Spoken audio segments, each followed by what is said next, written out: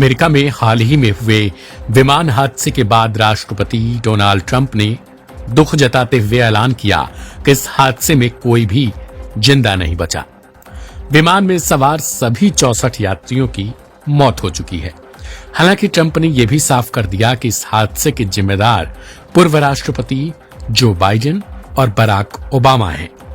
बता दें कि अमेरिका की राजधानी वाशिंगटन डीसी में यात्री विमान हेलीकॉप्टर के टक्कर से यह हादसा हुआ।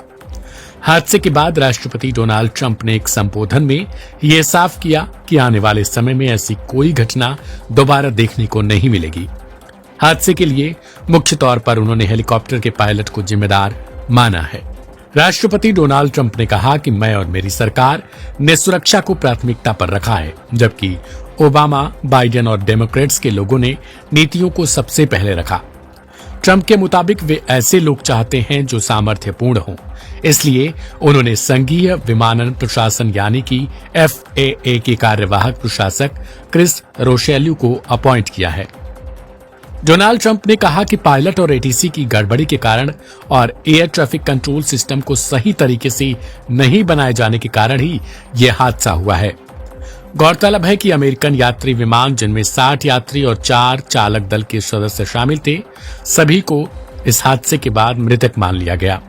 अब मृतकों के शव की तलाश की जा रही है।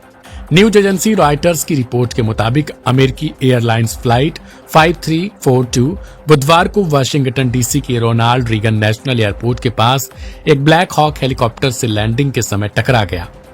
टक्कर इतनी जबरदस्त थी कि इस घटना के बाद एयरपोर्ट से सभी उड़ानों को रद्द कर दिया गया।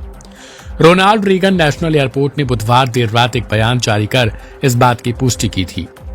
विमान दुर्घटना की सूचना मिलते ही आपातकालीन कर्मियों ने मौके पर पहुंचकर स्थिति को नियंत्रित किया। वाशिंगटन डीसी फायर डिपार्टमेंट ने अलग से पुष्टि की।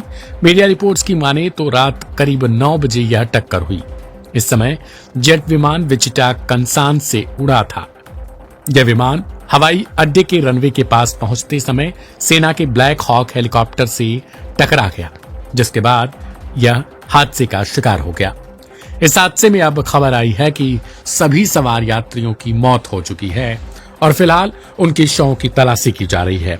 इनमें से कुछ शव निकाल भी लिए गए हैं। ऐसे में अब राष्ट्रपति डोनाल्ड ट्रंप की तरफ से बाइडेन और ओबामा को जिम्मेदार ठहराया गया, जिसकी चर्चा पूरे अमेरिका में जोरों पर है, क्योंकि इस वक्त हाल ही में हुए चुनाव के बाद से राष्ट्रपति डोनाल्ड ट्रंप ने अपनी गद्दी संभाली है।